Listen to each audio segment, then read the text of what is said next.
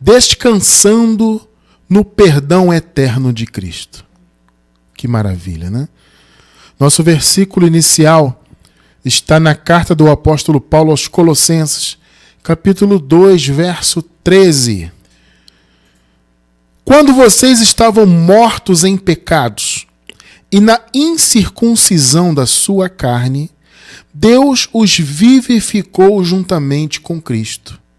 Que lindo, né?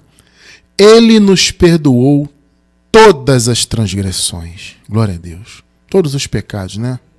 Graças a Deus. Maravilha. Igreja abençoada do Senhor, povo santo e amado. Igreja sem ruga e sem mácula, abençoados com todas as bênçãos, salvos pela graça para todo o sempre, mais do que vencedores em Cristo. Amada Igreja do Senhor, o entendimento de hoje, ele é responsável pelo pleno descanso que nós temos em nossas vidas, em relação ao nosso viver diante de Deus, em relação ao nosso futuro, né? Quando nós éramos religiosos, antes de conhecermos a palavra da graça, a maioria era religioso, né? E quando nós estávamos naquela condição, eu posso falar da minha experiência pessoal, mas eu acredito que a minha experiência reflete a de muitos de vocês aí, certamente a maioria, acredito. Quando eu no caso, né, estava lá no sistema religioso, eu tinha muito medo, né, de perder a salvação, de Jesus voltar supostamente no futuro e me deixar aqui, né? Então eu tinha muito receio em relação a como Deus me via, entende?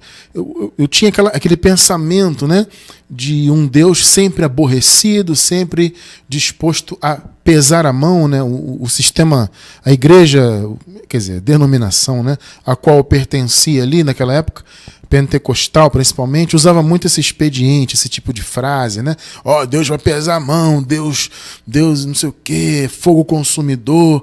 A palavra diz, né, que Deus é um fogo consumidor, mas isso em relação à ira que estava por vir ali, né? Hoje nós estamos em paz com Deus.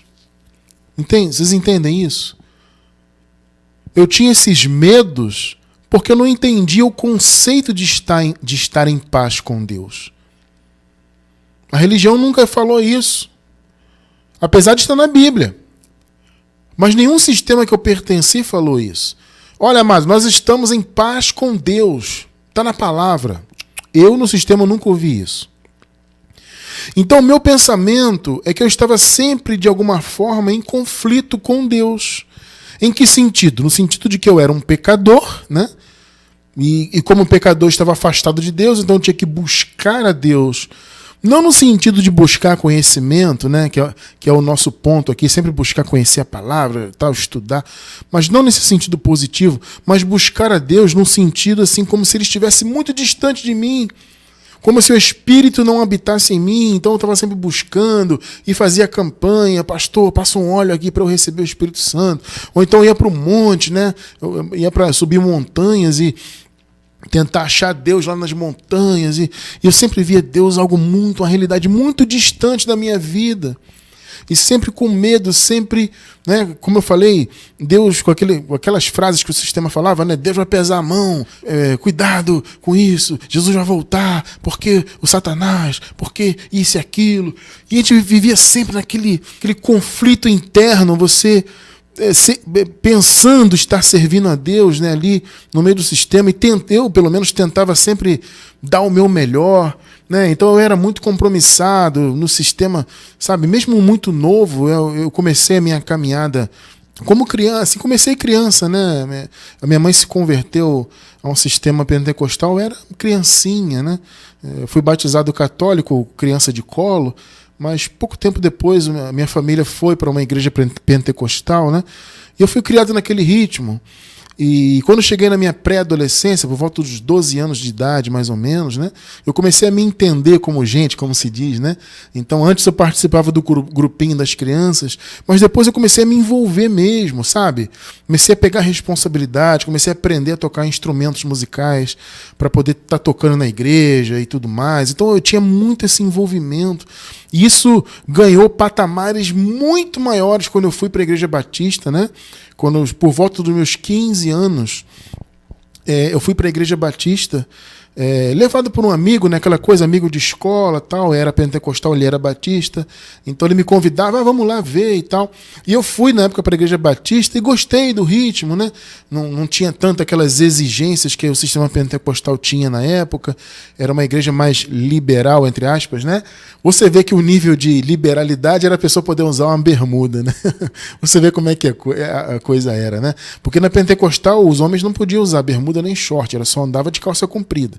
Né? E já na Batista usava. Aí quando eu via as pessoas, né, meu amigo mesmo que era batista andando de bermuda, eu achava estranho aquilo. Mas eu comecei aí, achei aquele um clima um pouco menos carregado de culpa, né? Porque o sistema pentecostal ele é muito carregado de culpa, né? De pecado, de cuidado, de não sei o quê. Sabe? Quem foi em pentecostal sabe do que eu estou falando, né? E no sistema batista era um pouco mais tranquilo. Então fui ali, gostei, fui indo, acabei indo para lá. E lá na Igreja Batista, esse mover na minha vida de me envolver, de estar ali envolvido e fazer acontecer, aqui subiu num nível tremendo. Porque ali eu comecei a pregar, né? Assim que eu entrei, amados, já me colocaram em liderança. Primeiro eu entrei numa vice-liderança lá de juventude, eu tinha 15 para 16 anos, né? E aí depois quem era o presidente, né, do grupo saiu por algum motivo, eu fiquei na frente, eu já pregava, começaram a me chamar para pregar em culto de evangelização, e me envolver daqui, aí comecei a participar do coral, isso e aquilo. Enfim, essa história religiosa de envolvimento que eu tinha fortemente ali com esses sistemas todos, isso não impedia de eu ter a minha má consciência, de me achar pecador, de me achar que ia perder a salvação, que Deus estava aborrecido, etc. No meu coração, o meu desempenho era para tentar fazer com que Deus olhasse para mim de uma forma mais amorosa, para que se Jesus voltasse eu não ficasse de maneira nenhuma. Enfim, né?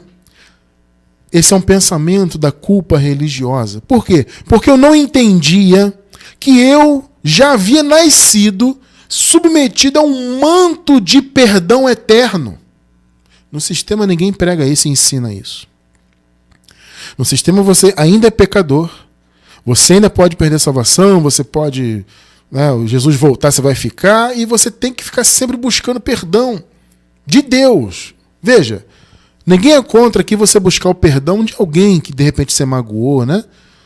Se houve algum problema, isso acontece no desenvolvimento das relações humanas, isso acontece. Então se aborrece, tal, às vezes é um irmão, alguém da família. Você ir pedir perdão a uma pessoa é algo glorioso.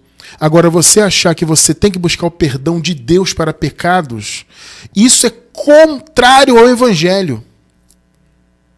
Entenda isso, você que está assistindo. Você pedir, Senhor, me perdoa. Você pedir isso em tempos de graça é você negar o que Deus já lhe deu.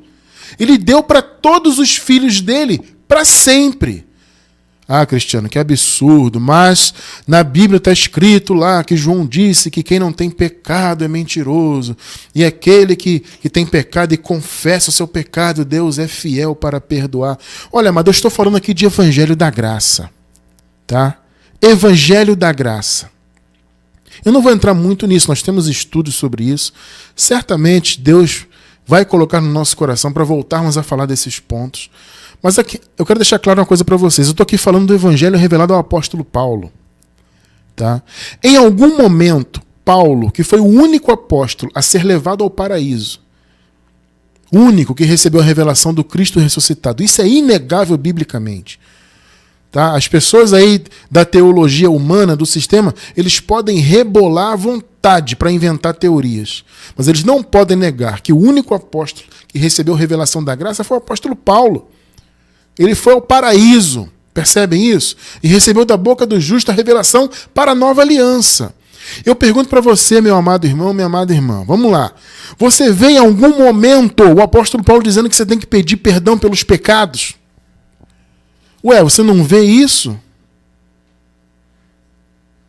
Está começando a pegar, né? Percebe que o Evangelho da Graça não fala disso? Paulo pregava o Evangelho da Graça, assim como nós hoje buscamos pregar também. E você vê Paulo falando sobre isso? Não, não tem isso na mensagem de Paulo. Por quê? Porque Paulo recebeu a revelação do perdão eterno. Então aqueles irmãos que estavam ali na época de Paulo, que eram contemporâneos do apóstolo, haviam nascido antes da cruz, debaixo do pecado. E eles foram perdoados para sempre. E nós que nascemos depois de toda a obra consumada, já nascemos sob a cobertura desse perdão eterno. Entende? As pessoas não compreendem isso. Por isso que hoje o sistema se vê como pecador. Você é pecador, porque Deus, vai tirar a salvação, porque você vai, se Jesus voltar, quando ele voltar, que eles acham que ele vai voltar no futuro, né? Então, quando ele voltar, você vai ficar se você não andar assim, se você não usar essa roupa assado, se você não passar o óleo, se você não fizer campanha, se não for fiel dizimista, se não tomar santa ceia, se não fizer isso e aquilo. Essa cobrança existe aí, por quê? Porque o povo não entende a cobertura do eterno perdão. O perdão que foi liberado por Jesus é eterno. Entende? Ele não só cobriu aquele povo que viveu lá antes da cruz, debaixo do pecado, como ele se estende para sempre em nossas vidas. Então, quando você nasceu, quando eu nasci, nós nascemos depois da graça, amado, ser estabelecida. Então, você já nasceu com a cobertura do perdão. Você tem que descansar nessa cobertura. Então Paulo disse aqui, vocês estavam mortos, em pecados da incircuncisão da carne, o Senhor os vivificou. Vamos ler de novo aí, abençoado, o primeiro versículo? Colossenses 2,13. É a Nova Versão Internacional que eu estou lendo, tá? Quando vocês estavam mortos em pecados, isso antes da cruz, gente. Tá? E na incircuncisão da sua carne, Deus os vivificou juntamente com Cristo. Essa vivificação, amado, foi a primeira ressurreição, onde o povo do Senhor foi vivificado espiritualmente. Quando Cristo morreu, aniquilou o pecado, a gente já vai ver isso aqui, e ressuscitou, houve a primeira ressurreição, uma ressurreição espiritual, onde o povo de Deus foi assentado em lugares celestiais. É isso que Paulo disse, O Senhor nos ressuscitou juntamente com ele e nos fez assentar em lugares celestiais. Ora, obviamente, esse assentar em lugares celestiais, num primeiro momento, é espiritual.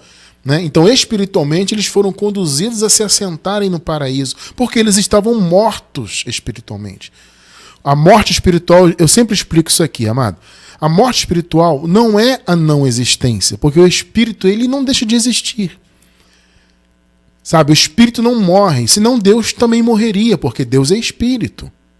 Tá? Por isso que quando, antes da cruz, o povo do Senhor morria, o corpo ia para o pó, a alma ia para a não existência, o chamado, conhecido como Hades, e o espírito voltava para Deus.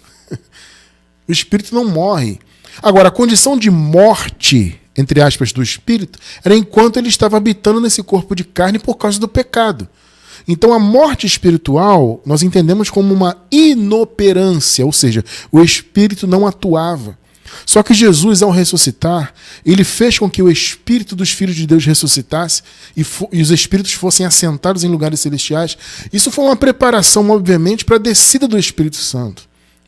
Como o Espírito Santo ia habitar em espíritos mortos? Claro que não. Então houve a primeira ressurreição, aí o Espírito veio habitar no povo de Deus definitivamente. Então o Senhor vivificou espiritualmente aqueles que estavam mortos por causa dos pecados. E aí disse aqui, Ele nos perdoou todos os pecados, todas as transgressões.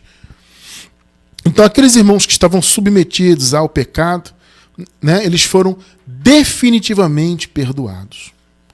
É isso que o povo não entende. Eles lá foram perdoados e esse manto de perdão permanece para sempre. Porque o que Deus faz e o que ele fez do ponto de vista da graça foi eterno. Só que a maioria dos irmãos não entende isso. Então ainda se vê em pecadores, ainda se vê somente, eu sou pó da terra, eu sou pecador, eu sou gafanhoto. Só fica pensando nessas coisas. Sabe? Aquilo que eu falei, E busca Deus no monte, e busca Deus no jejum, e busca Deus não sei aonde. Sabe? E para ter comunhão com Deus tem que tomar santa ceia, e tem que não sei o quê. As pessoas vivem desesperadas com essas cerimônias, com essas práticas religiosas, porque elas não entendem a posição delas em Cristo. Que elas são abençoadas, perfeitas no Senhor, mais que vencedoras, eleitas. Elas não entendem nada disso. E se elas são isso tudo, como filhas de Deus, elas são também perdoadas. Entendem? Como filhos de Deus, além de toda essa posição que temos, a nossa posição também é de perdoado para sempre. Mesmo porque, deixa eu fazer aqui uma ressalva importante, nós sequer nascemos debaixo do pecado. Vocês entendem isso? Veja bem, quem nasceu antes da cruz nasceu debaixo do pecado. E foi perdoado pela morte do Senhor, pela sua ressurreição. Então, aquele povo da igreja ali primitiva, eles viveram essa transição, né? De pecador para nova criatura, de condenado para perdoado. Nós já nascemos fora dessa condição de pecadores, já nascemos novas criaturas. Olha, nós temos um estudo sobre isso. Eu vou deixar na descrição do vídeo um estudo sobre o pecado não tem domínio sobre nós, e um estudo aí sobre sim, já nascemos novas criaturas. Se você não entende esse conceito, você tem que entender. Quando você nasceu, você é filho de Deus, você é eleito, escolhido desde antes da fundação do mundo. O mundo nem existia, Deus já havia te escolhido como filho. Você entende isso? Pois muito bem. Quando você nasceu nesse mundo sendo filho de Deus, você já nasceu nova criatura. É óbvio, irmão, que o sistema religioso não aceita isso. Porque esse tipo de entendimento do evangelho verdadeiro retira as credenciais, entre aspas, do sistema religioso. Porque para você ser nova criatura na mente do sistema, você tem que passar por eles. Então, qual é a visão deles? Olha, você tem que aceitar Jesus aqui, em nossa denominação. Você vai entrar na classe dos catecúmenos. Você vai participar de toda a cerimônia, do cerimonialismo, você vai se batizar, aí você vai tomar a primeira comunhão, ou Santa Ceia, ou Ceia do Senhor, sei lá o nome que eles dão, cada um dá um nome. Aí depois disso você vai isso, fazer aquilo, aí você, né, ou vai receber o Espírito Santo, né? Tem algumas igrejas que pregam isso, vai buscar o Espírito Santo, aí quando você receber o Espírito Santo, aí você agora é uma nova criatura. Ou seja, eles se colocam no meio do processo, né? Você tem que pertencer a uma placa denominacional para você... Você entende o ponto? E o evangelho tira isso fora. Você não tem que depender de placa nenhuma, de cerimônia nenhuma. A obra já está completa. Jesus já concluiu a obra de salvação. Ponto final. Aceite o sistema religioso ou não. Paciência. Não me importa o que o sistema teológico aí mundano pensa. O que importa é o que o evangelho diz. Jesus concluiu a sua obra. Ponto, já acabou. A obra está completa. Glória a Deus por isso. Então nós já nascemos depois da obra consumada. Então já nascemos com todos aqueles benefícios que Jesus conquistou pelo povo de Deus. Entende? Então você já nasceu nova criatura. Você já nasceu sob o manto do perdão que foi liberado lá para aquele povo que estava debaixo do pecado. Esse manto é eterno. Porque o que Deus fez, amado, repito, o que ele fez em termos de salvação, em termos de obra, né, para consumar todas as coisas, foi de uma vez por todas. Vamos ler aqui Hebreus capítulo 7, versículos 26 e 27, também nova versão internacional. É de um sumo sacerdote como este que precisávamos, aqui está se referindo a Jesus, né? Santo, inculpável, puro, separado dos pecadores, exaltado acima dos céus. 27. Ao contrário dos outros sumos sacerdotes, ele, Jesus, né, não tem necessidade de oferecer sacrifícios dia após dia. Observe, amado, que antes da cruz, os sacrifícios eram oferecidos dia após dia. Todos os dias havia oferecimento de sacrifícios e havia também uma cerimônia anual de lembrança dos pecados, onde o sumo sacerdote adentrava o santo dos santos, né? Então havia todo aquele processo de lembrança dos pecados, sempre se lembrando dos pecados. Só que o que Jesus fez foi diferente dos sumos sacerdotes, dos sacerdotes da lei, né? Então, ao contrário do que os outros sumos sacerdotes faziam, né? Jesus não tem necessidade de oferecer sacrifícios dia após dia. Primeiro por seus próprios pecados e depois pelos pecados do povo. E ele, Jesus, fez isso uma vez por todas, quando a si mesmo se ofereceu. Amado, o Senhor se ofereceu uma vez por todas. O sacrifício de Jesus foi único e para todo o sempre. O que Jesus fez em termos de salvação é eterno. Vocês estão percebendo o ponto? É eterno. Mas o povo não entende isso porque não lê a palavra. Ou quando lê, não enxerga. Porque o seu líder não ensina. A culpa é do líder. Tá? Ou o que se diz líder, né? A culpa nem é do povo propriamente.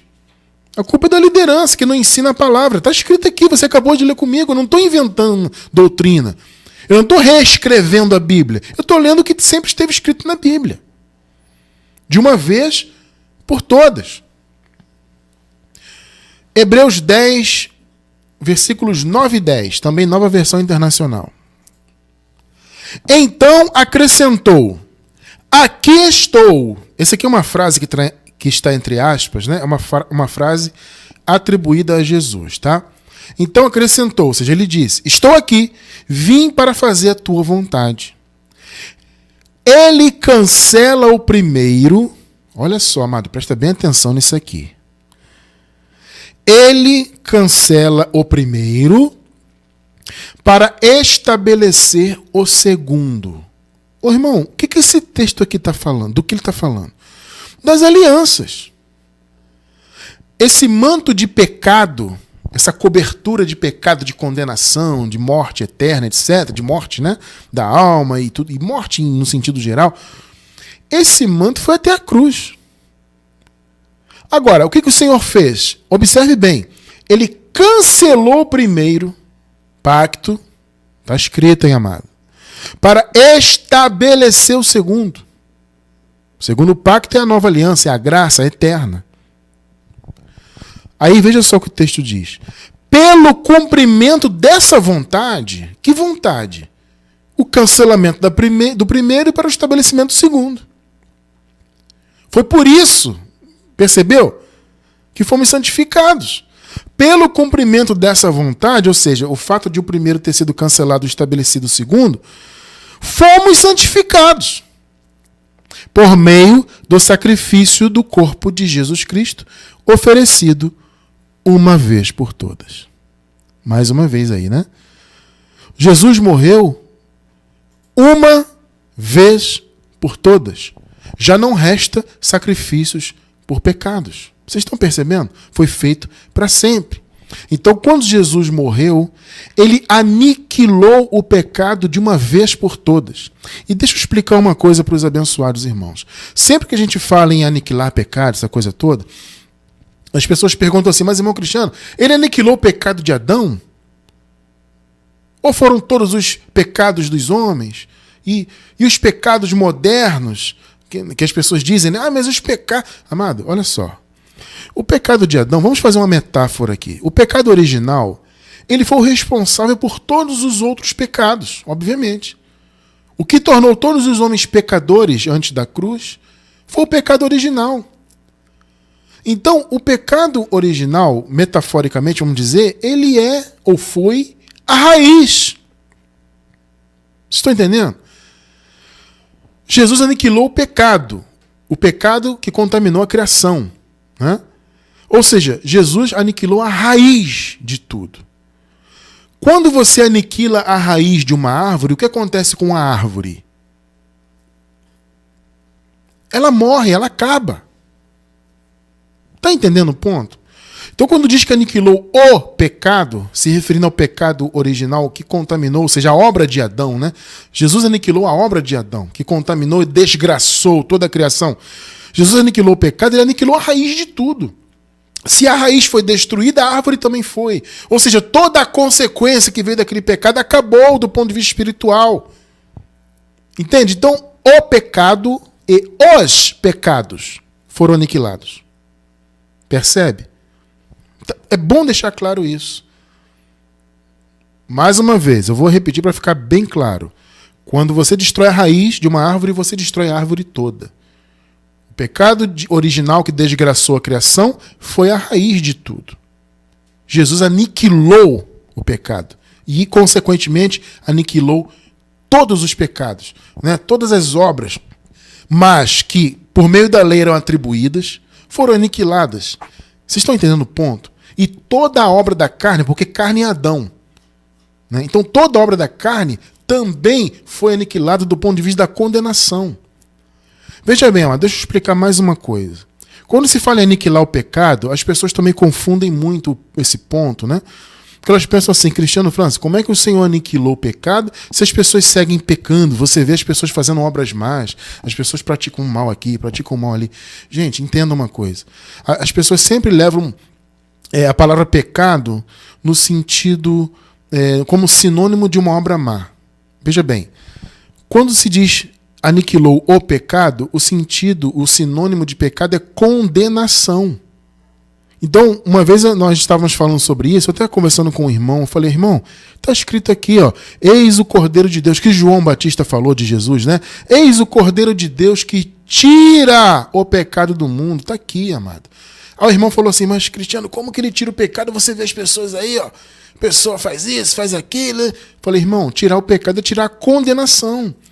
Não é que as obras más deixam de serem obras más. Entende? Não é que as obras más deixam de existir. Só existe obra boa no mundo. É evidente que não. Quando diz que aniquilou o pecado, está dizendo o seguinte, o Senhor retirou o poder condenador do pecado. O pecado tinha um poder de matar o Filho de Deus e manter o Filho de Deus morto. Essa era a força do pecado, que começou lá no primeiro homem.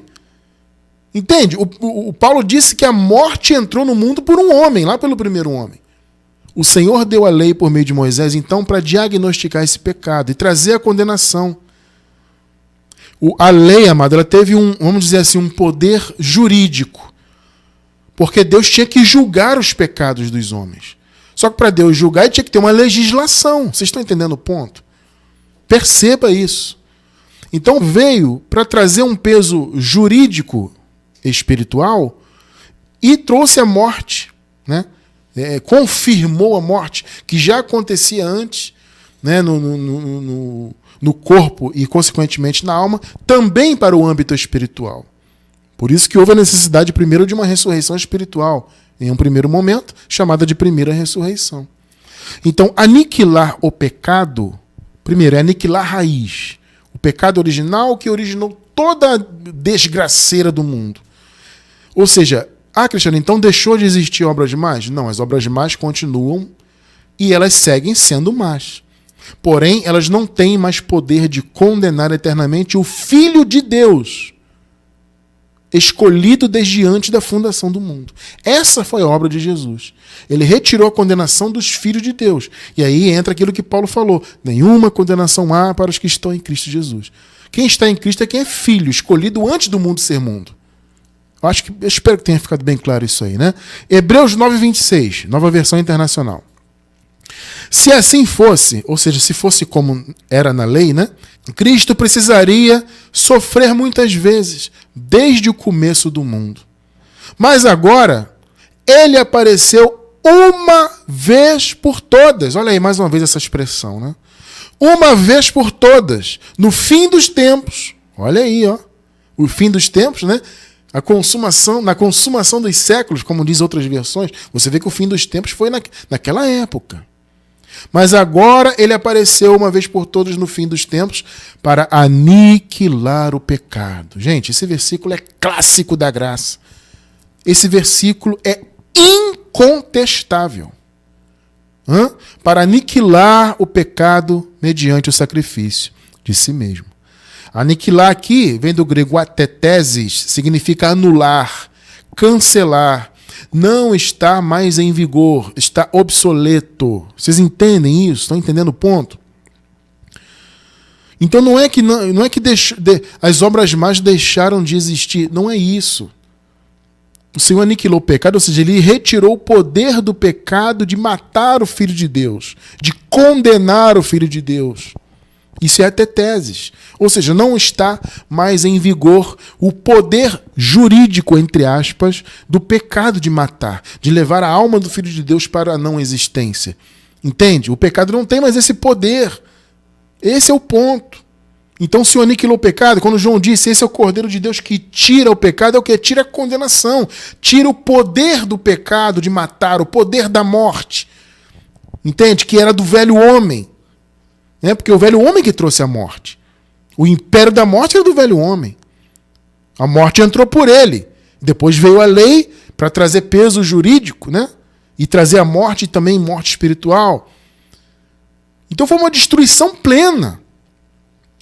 A criação se divorciou de Deus. Mas o Senhor Jesus veio para consertar tudo isso. Então ele aniquilou o pecado. Irmão, está escrito, vai lutar com o que está escrito. Entende? É por isso que há a promessa de que os pecados não seriam mais lembrados. É tremendo isso. Mas, irmão Cristiano, lembrado em que sentido? No sentido da condenação, amado. Entende? No juízo final, que ocorreu na vinda de Cristo no ano 70, Cristiano, agora você entrou numa heresia terrível. Não, eu não aceito. Que negócio é esse de ano 70? Eu nunca ouvi falar disso. Isso é um absurdo. Como é que você pode dizer que Jesus já voltou? Calma, em nome do Senhor Jesus. Eu vou deixar embaixo do vídeo no YouTube o link de nossos estudos de escatologia consumada. Se você estudar com o coração aberto, tira do seu coração o que o sistema te ensinou. Estude com o coração aberto, Bíblia na mão. Vamos lá, vamos caminhar junto? Vamos lá. Você vai entender que não faz sentido esperar Jesus voltar no futuro. Então, quando ele veio no ano 70, destruiu Jerusalém, destruiu o templo, acabou com a lei, ele trouxe também o juízo.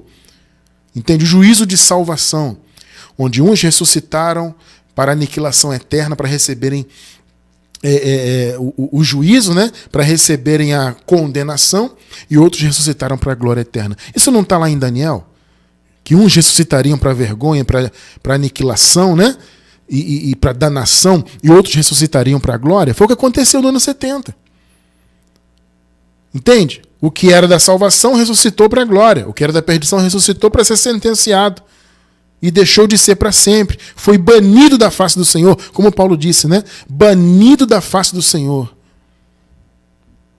Isso já se cumpriu. Tudo está consumado. Por que que os filhos de Deus, escolhidos desde antes da fundação do mundo, não receberam a mesma sentença daqueles que eram da perdição? Por quê? Porque o Senhor não se lembraria mais dos pecados dos filhos de Deus. Porque Jesus veio para tirar o pecado do Filho de Deus. Entende isso? Então o Senhor não se lembraria mais. Na hora do juízo não houve lembrança de pecados. Maravilha, né? Por quê? Porque os filhos de Deus, na vinda do Senhor, já estavam submetidos a um manto de perdão. Hebreus 10, versículos do 15 ao 18. 15 e 16. O Espírito Santo também nos testifica a este respeito. Primeiro ele diz, esta é a aliança que farei com eles. Olha só, a segunda aliança. Essa segunda aliança, a nova aliança, amado, não seria mais com Israel segundo a carne. A grande revelação é essa.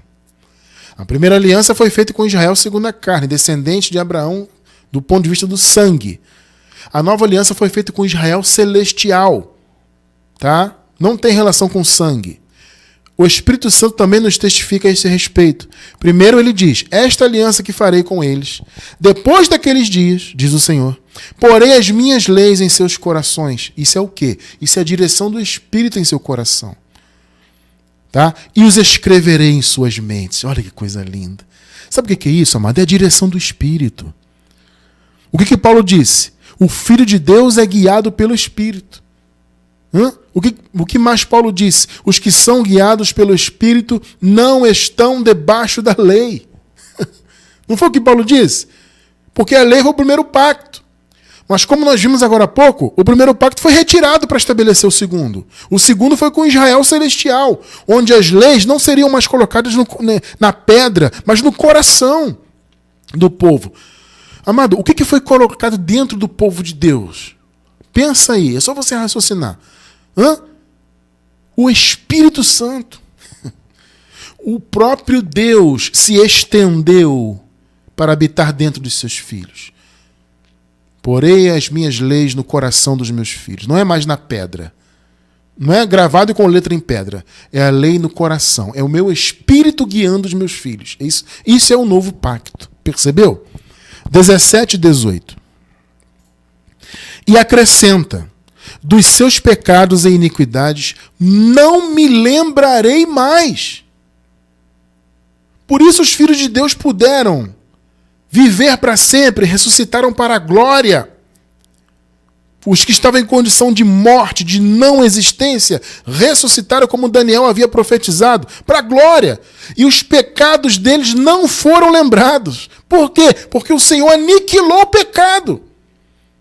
Aniquilou a raiz de tudo e, consequentemente, todos os pecados foram perdoados, aniquilados. Por isso Deus não se lembrou dos pecados. Onde essas coisas foram perdoadas, os pecados, não há mais necessidade de sacrifício pelo pecado. Meu irmão, não resta sacrifício pelo pecado. Percebe? Mas, irmão Cristiano, mas e as obras más que eventualmente nós mesmos, filhos de Deus, podemos cometer? Como é que fica? Ora, amado, não resta sacrifício. Se você comete uma obra má da carne, você vai colher as consequências nesta vida. Deus vai lhe corrigir, porque Ele é um pai que ama. Você está entendendo o ponto? Tá? Agora, isso não traz condenação eterna. O pecado não tem mais poder de te matar para sempre, tirar a sua existência. O pecado não tem mais esse poder, porque Jesus retirou da mão do pecado esse poder. Não tem mais. Então, a atuação da carne, as obras da carne, a atuação está restrita a essa vida material, que pode trazer consequências negativas para essa vida, mas não afeta a sua eternidade. Não pode afetar. Entende? Se uma obra má que eventualmente você, como filho de Deus, possa cometer hoje, ninguém está livre de cometer. Se você comete e essa obra má tira a sua vida eterna, então Jesus falhou em sua obra. Tudo que o sistema religioso prega é isso. O sistema religioso prega que Jesus falhou. Porque Jesus morreu, ressuscitou, fez toda a sua obra e ainda assim o cara diz, se você pecar vai perder a salvação, vai para o inferno. Eles não entendem nem o conceito de inferno, né? Vai perder a salvação, porque as pessoas vivem nesse desespero porque elas não entendem o perdão que foi dado eterno, já acabou. O Senhor já tirou o pecado do mundo, como João Batista havia dito que ele tiraria. A obra está completa. Ah, Cristiano, isso é licença para pecar, para viver errado. Olha, mas eu vou falar uma coisa muito séria. Eu espero que você seja adulto o suficiente para entender isso. Porque o religioso vem logo com isso, né? Ah, esse negócio que o pecado foi aniquilado, então quer dizer que eu posso fazer o que eu quiser e tá. Sim! Você pode fazer o que você quiser. Oh, que absurdo, Cristiano França, você é um herege. É, eu sou herege, é. O que Paulo disse? Todas as coisas nos são lícitas. Agora, eu lhe pergunto, por que tudo é lícito? Você vai fazer tudo que é mal? Não vai. Sabe por quê? Porque você tem o Espírito Santo. Repito, ninguém está livre de eventualmente praticar uma obra má e viver as suas consequências. Mas o Filho de Deus não tem prazer no mal. O pessoal logo pensa isso, mas e o perverso Cristiano? Não, o perverso é filho da perdição. Porque se o Filho de Deus comete uma perversidade, Deus o corrigirá. É o que está escrito. Eu creio no que está escrito. Então o Filho de Deus não fica na perversidade. Não ama a perversidade. Entende? O Filho de Deus tem a direção de Deus na vida dele. Então, existe uma licença para fazer obras demais? Existe. Tudo é lícito. Isso é uma licença. Agora, você vai fazer? Não. Sabe por quê? Não. Porque você é adulto. Você não precisa de uma lei dizendo, isso aqui não pode, isso aqui pode. Você é adulto, não precisa, você tem a direção do Espírito. Então esquece, irmão, essa história de que aniquilou o pecado, então eu já estou perdoado, eu posso fazer o mal que eu quiser. Qual é a lógica? Pensa bem, vamos lá. Qual é a lógica disso? Isso não faz nem sentido. Você saber que é filho de Deus, saber que foi escolhido antes da fundação do mundo, que Deus fez a obra por você, que Deus te ama, que você tem o Espírito Santo, e você desejar viver e fazer o mal? Qual é a lógica disso? Não faz sentido. O adulto sabe discernir Entendeu? Tudo é lícito, mas você sabe o que convém e o que não convém. Hebreus 5. Esse é clássico também, mas eu tenho que ler para afirmar, né? Versículo 14, Nova Versão Internacional. Mas o alimento sólido, que é o evangelho verdadeiro, que estamos pregando aqui, é a palavra da graça, é para os adultos, os quais, pelo exercício constante, exercício mental, né, tornaram-se aptos. Olha aí, ó, você conhece a graça, você é apto, hein? Para discernir, amado, entender tanto o bem quanto o mal. O adulto precisa de lei? Pode, não pode. Isso é proibido, isso não é. Adulto não precisa disso, porque ele tem discernimento.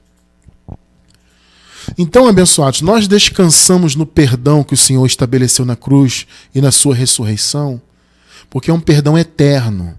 O que ele fez de uma vez por todas. Então, vamos lá. Aqueles irmãos que viveram a transição, nasceram antes da cruz, né? Portanto, nasceram pecadores, debaixo do pecado, debaixo da morte, debaixo da condenação. Aqueles irmãos viveram a transição. Eles se tornaram pecadores perdoados. Para sempre perdoados. Dos seus pecados não me lembrarei mais. Percebeu? Esse manto de perdão que foi liberado ali, ele é eterno. Eu estou repetindo isso bem para você entender. Ele não acaba em algum momento da história. Ele é para sempre. Então esse manto de perdão está até hoje em nossas vidas. Por isso que você é eterno, por isso que não há condenação. E isso, repito, é uma licença para você fazer o mal? É de certa forma. De certa forma. Mas é uma licença que nenhum filho de Deus usa dela de maneira deliberada. Esse é o ponto. Mas você, Cristiano, mas eu tenho a carne, eventualmente é que fiz o mal. Não resta sacrifício pelos pecados. Fez o mal, você vive as consequências do mal. É simples assim. Agora, a sua vida eterna está garantida pelo poder da graça. Porque a vida eterna é um dom gratuito, ele não tem relação com o seu mérito. Percebe o ponto? E o perdão, ele é eterno, por quê? Cristiano, por que você entende que o perdão é eterno? Eu cometo uma obra da carne hoje, eventualmente, ainda que eu não queira, eu cometo, minha carne me levou, me conduziu, eu já estou perdoado para sempre. Essa obra da carne não é levada em consideração, porque a lei já acabou. Onde não há lei, não há transgressão, está escrito. Então você cometeu uma obra da carne, essa obra da carne está sob o manto do perdão. Agora, ela vai trazer consequência para a tua vida. Esse perdão é para a eternidade. A carne não tem poder de tirar a tua eternidade. Mas ela tem poder de infernizar a sua vida se você deixar. Essa é a vida atual.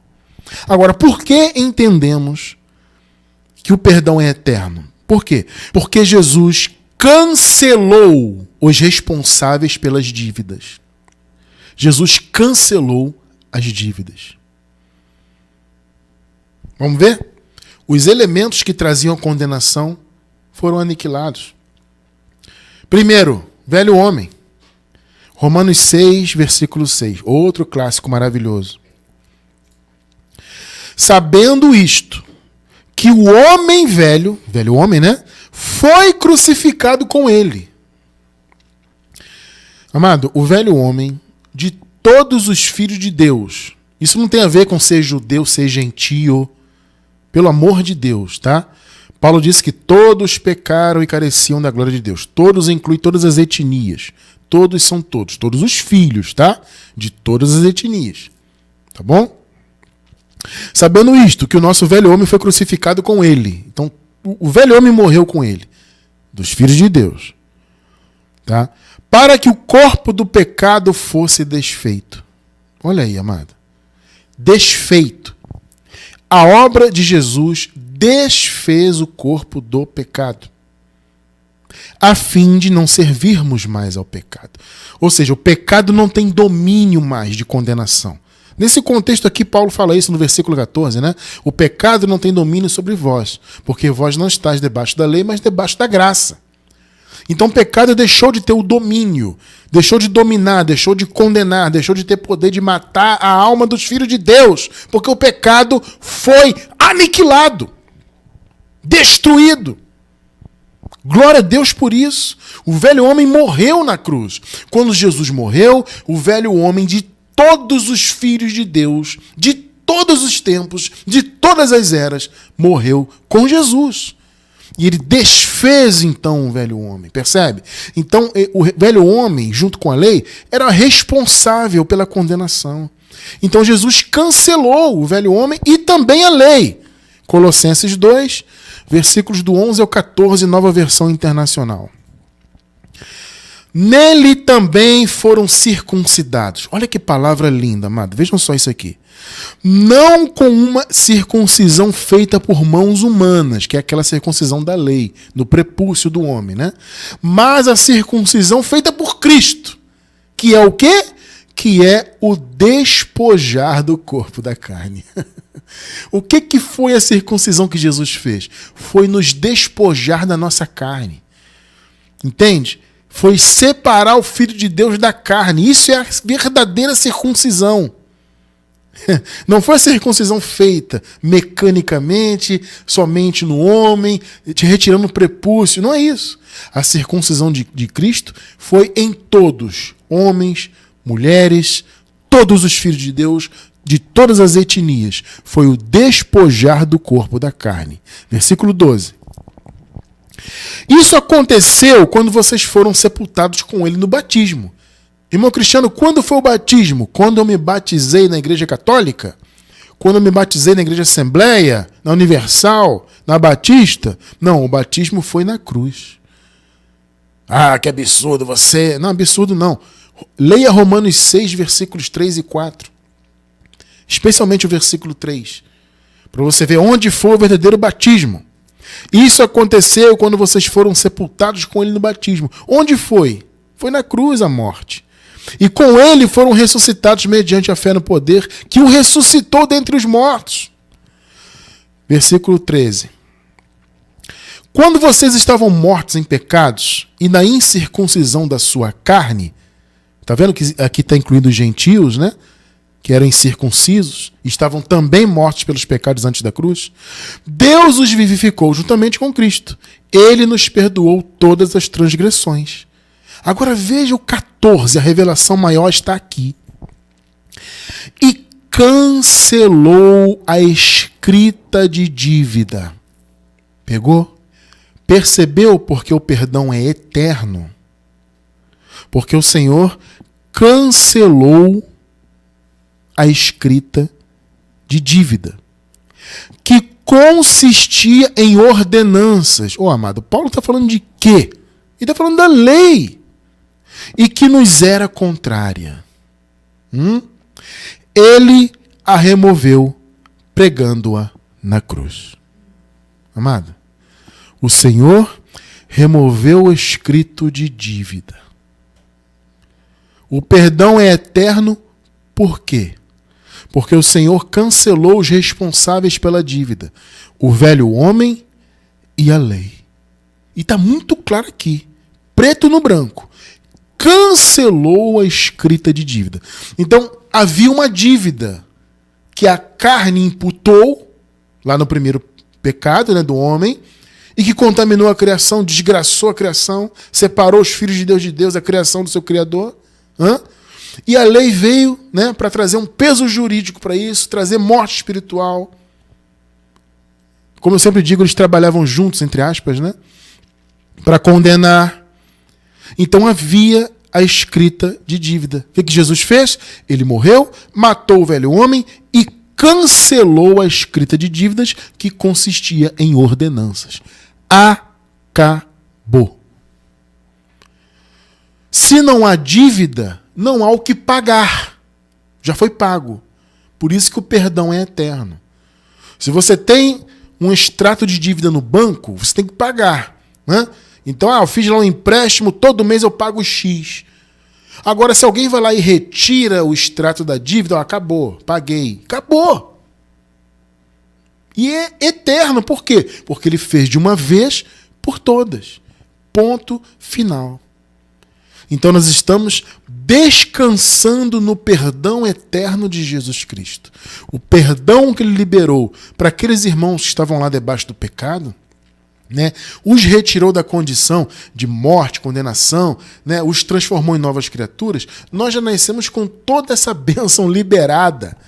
Então o manto de perdão é eterno, é glorioso, é para ser glorificado. E nunca, nunca será utilizado pelos verdadeiros filhos de Deus como uma desculpa para fazer o mal. Nenhum filho de Deus ama fazer o mal. Ao contrário, o filho de Deus ama fazer o bem, ama honrar o nome do Senhor, servir a Deus em espírito e em verdade. Esse é o caminho do filho de Deus. Então, amados, nós descansamos no perdão eterno de Cristo. Você está submetido a esse perdão, porque o pecado não tem domínio sobre você. Porque você, eu, nós não estamos debaixo da lei, mas debaixo da graça de Deus.